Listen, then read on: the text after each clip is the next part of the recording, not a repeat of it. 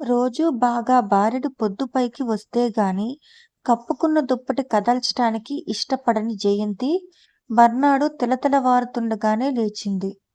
9 గంటలకల్లా భోంచేసి ఉన్న బట్టల్లో తనకిష్టమైనవి వేసుకుని కొట్టుకునే గుండెలతో స్వప్నలోకంలో నడుస్తున్న దానిలా వనితా విహార్‌కి వచ్చింది.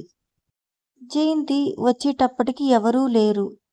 కాపలా ఉండే రంగయ్య మటుకు వచ్చి తాళాలు తీసి జయంతిని తీసుకువెళ్ళి లోపల కూర్చోబెట్టాడు. దాదాపు గంట పోయిన తర్వాత సుమిత్రాదేవి వచ్చింది. ఆవిడ ఒంటరిగా రాలేదు. వెంట నలుగురున్నారు. వస్తూనే పైన వరండాలో స్తంభం దగ్గర నిలబడ్డ జయంతిని వచ్చావా అన్నట్లు చూసి చిరునవ్వు నవ్వి తలూపి వచ్చిన వాళ్ళు తను లోపలికి వెళ్ళిపోయింది. తను కూడా వాళ్ళతో వెనకాలే వెళ్ళాలా అనిపించినా మళ్ళీ పిలవలేదు కదా అనే సంకోచంతో ఆగిపోయింది. లోపల కమిటీ హాల్లో కూర్చుని వాళ్ళేదో చాలాసేపు మాట్లాడుకున్నారు. బిగ్గరగా నవ్వుకున్నారు. కొంచెంసేపు కంఠం తగ్గించి గుసగుసలాడినట్లు మాట్లాడుకున్నారు. బయట ఒంటరిగా వాళ్ళకి చెందని దానిలా స్తంభానికంటుకుపోయి కాళ్ళు పీక్కుపోతూ అలా నిలబడింది జయంతి. చాలా విసుగనిపించింది. కానీ మొదటి రోజే విసుగు గాని, బాధ గాని, నిరాశ కాని చెందకూడదు అని మనసు నిబ్బరం చేసుకుంది. గంటన్నర అయిపోయిన తర్వాత వచ్చిన వాళ్ళు వెళ్ళిపోయారు. వాళ్ళతో పాటు యువతలకి వచ్చిన సుమిత్రాదేవి వాళ్ళని పంపించేసి జయంతి దగ్గరకు వస్తూ నవ్వుతూ లోపలికి వచ్చి కూర్చోకూడదు పోన్లేరా అని జయంతిని తీసుకెళ్లి చేయవలసిన పనులన్నీ మరోసారి పురమాయించింది. ఆవిడ ఇవాళ చెప్పిన దాంట్లో ఉదయం 10 గంటల నుంచి సాయంత్రం 5 గంటల వరకు కాకుండా అవసరమైతే ముందు రావాలి, ఆలస్యంగా వెళ్ళాలి, నెల నెలా జరిగే ప్రోగ్రామ్స్ నిర్ణయించి కమిటీ కాపీ ఒకటి సెక్రటరీకి పంపుతుంది. దానితో పాటు చేయవలసిన పనులు ఆదేశిస్తూ మరో కాగితం కూడా వస్తుంది. ఏవైనా పనులు పడితే సభ్యులు ఇంటికి వెళ్ళి పని చేసుకురావాలి. ఇవన్నీ వరసగా ఆవిడ ఏకరపు పెడుతుంటే జయంతికి సంతోషమే అనిపించింది కానీ అమ్మో ఇన్ని పనులా అని అనిపించలేదు. ఆ రోజు పనిలో ప్రవేశిస్తున్నట్లు గుర్తుగా ఆ నెలాఖరులో జరగబోయే ఫండ్‌కి డబ్బు పంపించటం కోసం ఏ ప్రోగ్రాం ఏర్పాటు చేయాలన్న నిర్ణయం కోసం కమిటీ సమావేశమవుతుంది. సుమిత్రాదేవి సభ్యుల పేర్లు, టెలిఫోన్ నంబర్లు, ఇంటి అడ్రస్లు ఉన్న జాబితా ఇచ్చి చూస్తుండమని వెళ్ళిపోయింది. చూస్తుండగానే మధ్యాహ్నం అయ్యింది. ఒక్కొక్కరే రావటం ప్రారంభించారు. అందరూ రకరకాలుగా ఉన్నారు. ఒకరికి ఒకరికి పొత్తునే లేదు. భిన్న భిన్న ప్రవృత్తులు, విభిన్న వ్యక్తిత్వాలు. మీటింగ్ మొదలయ్యే ముందు సుమిత్రాదేవి జయంతిని అందరినీ పిలిచి పరిచయం చేసింది. అందరి పేర్లు ఆసక్తిగా వింటూ అత్యంత శ్రద్ధతో నమస్కారం చేసింది జయంతి. కానీ వచ్చిన వాళ్ళెవరూ జయంతిని పట్టించుకున్నట్లే లేదు.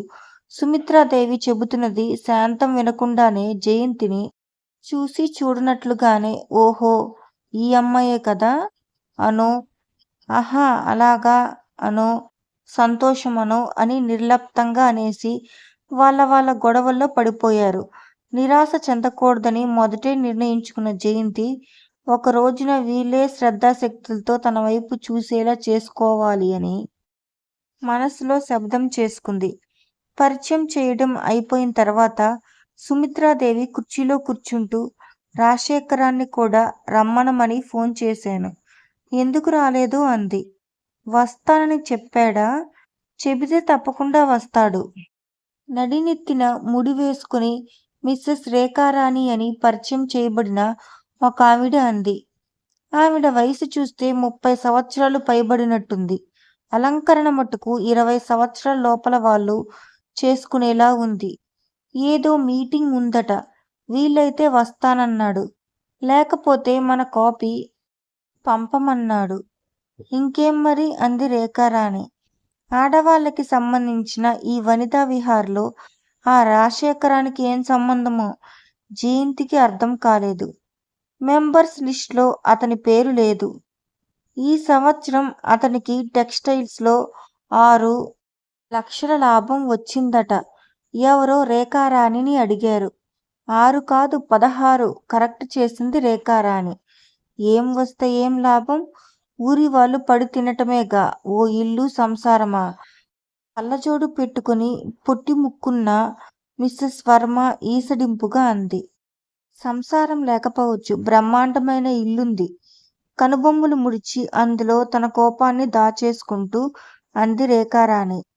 నా మొహం, ఆ ఇల్లు ఉండి లేనట్లే. పెళ్ళాం బిడ్డలు లేని ఇల్లు కంటే వల్లకాడు నయం. నిర్లక్ష్యంగా అంతా పెదవి విరుపులో చూపిస్తూ అంది మిస్సెస్ వర్మ. ఈసారి రేఖారాణితో పాటు మిగతా వాళ్ళ మొహాలు కూడా ఎర్రబడ్డాయి.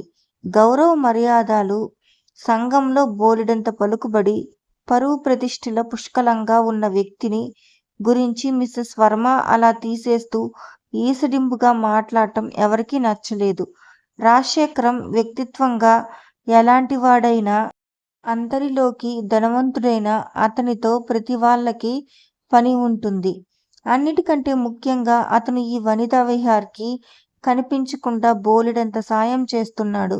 అతడు వెనుముకుల అండగా నిలబడబట్టే వనితా విహార్కి మంచి పేరు తెచ్చుకుని దేశమంతా వ్యాపిస్తోంది.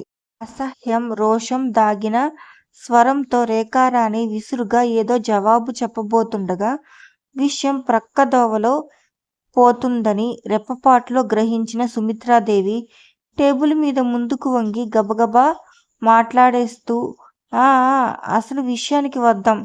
ఇంతకీ ఏం చేద్దాం? నాటకం వేయిస్తే బాగుంటుంది. కానీ మంచి నాటకాలు వేసేవాళ్ళెవరున్నారు? పోనీ సుధామూర్తి సబ్జెక్ట్ చేసినట్లు సినిమా స్టార్ డాన్స్ పెట్టిస్తే అంది నెమ్మదిగా. తర్వాత అందరూ ఆ విషయాన్ని గురించి తర్క వితర్కాల్లో పడిపోయారు. సుమిత్రాదేవి కుడి ప్రక్కనున్న కుర్చీలో కూర్చున్న జయంతికి ఇదంతా తమాషాగా అనిపించింది. ఆ రేఖారాణి అన్న ఆవిడకి ఈ మిస్సెస్ వర్మకి కారణం ఏమిటో తెలియదు గాని బొత్తిగా పడదని తెలుస్తోంది. మిస్సెస్ వర్మ మాటలతో కత్తులు దూసుకుంటే రేఖారాణి చూపులతో బాణాలు విసురుతోంది. మళ్ళీ ఇద్దరిలో బోల్డంత చదువు, సంస్కారం ఉన్నట్టు కనిపిస్తోంది.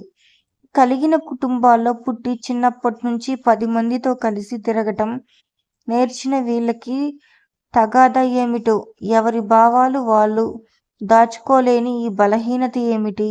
లేకపోతే ఎందుకు దాచుకోవాలి అన్న అహంకారమా? ఏదైనా కావచ్చు. సుమిత్రాదేవి సూచన ప్రకారం ప్రదర్శనకయ్యే ఖర్చులు పోను ఫండ్కి పంపించవలసిన మొత్తం తీసేయగా కొంత వనితా విహార్కు మిగిలి తీరాలి. దాన్ని అందరూ అంగీకరించారు.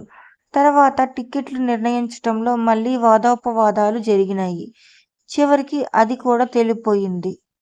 మీటింగ్ అయిపోతుండగా సుమిత్రాదేవి ఆదేశించిన ప్రకారం క్రిందకెళ్ళి రంగయ్య చేత టీ తెప్పించి అందరికీ తనే స్వయంగా అందించింది జయంతి. పనైపోవటం వల్ల ఒక్కొక్కరే సుమిత్రాదేవికి చెప్పి వెళ్ళిపోయారు. ఎంతో ఆప్యాయంగా వాళ్ళ యోగక్షేమాలు అడుగుతూ మధ్య మధ్య తనింట్లో ఇబ్బందులు వెళ్ళబోసుకుంటూ మాట్లాడి పంపిస్తోంది సుమిత్రాదేవి.